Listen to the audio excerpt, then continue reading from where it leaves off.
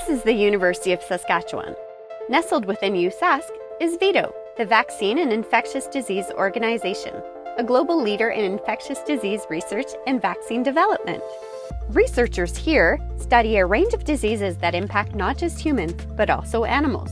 VIDO is home to some of the largest and most advanced containment level 2 and 3 infrastructure in the world. This means that VIDO has the safety measures and infrastructure required to be able to handle highly infectious diseases such as COVID-19, influenza, and African swine fever. Before a pandemic was declared, VIDO was already leading in COVID-19 research and vaccine development. And soon, they will be contributing to domestic vaccine production too. Construction is underway on a new biomanufacturing facility that meets regulatory requirements, including Good Manufacturing Practices, or GMP, for both human and animal vaccines. Once complete, VIDO's new GMP biomanufacturing facility containment level 3 will be one of just a few in the world. And depending on the production efficiency for specific vaccines, this facility could produce up to 40 million vaccine doses annually.